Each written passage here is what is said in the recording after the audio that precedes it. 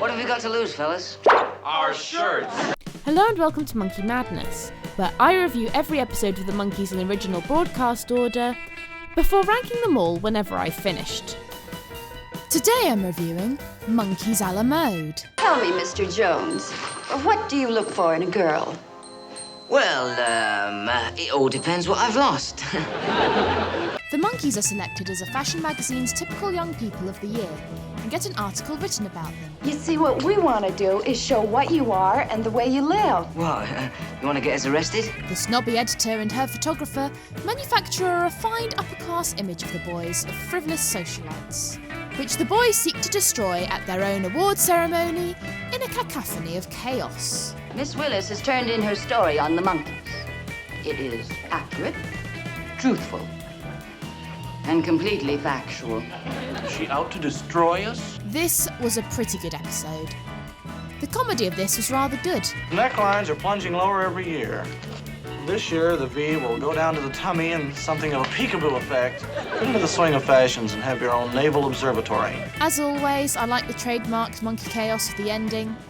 I like the villainous editor Madame Quagmire, played by Patrice Wymore, but that's probably a combination of the performance and the fact that it makes me feel nostalgia for that obvious Barbie parody that flew over my head as a kid watching the Bratz TV series. No! That is the worst-looking dummy I have ever seen. Madam Quagmire? I retract that statement. The musical montage to Laugh is great and one of their best in the show so far. The song itself is fine, but it's not played much, which makes it feel refreshing. Laugh when you go to a party and you can't tell the boys from the girls. I like the twist ending where the kind journalist who liked the Monkees in the first place becomes the next snobby editor. It gives us something interesting with this character and, much like the love interests, a lot of the ally characters are playing it straight in the Monkees and therefore don't get a lot to do. Speaking of which, something that is actually interesting about this character is the fact that she was played by Valerie Carisse.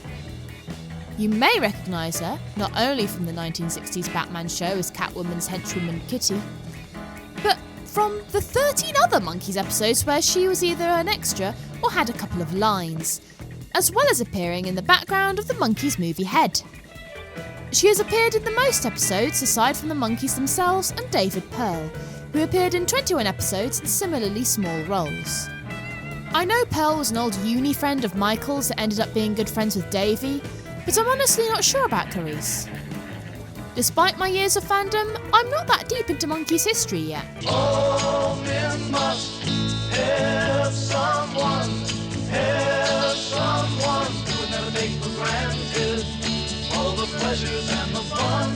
So, it's certainly not my favourite, but it's a pretty solid episode, and it's definitely better than the other episode with the fancy French title. Have you seen this episode? What do you think of it? Let me know in the comments below. If you want to see me compare this episode to the rest of the series, you can subscribe and hit the bell icon so that you never miss a video. If you want to tip me, you can buy me a coffee on Ko-fi.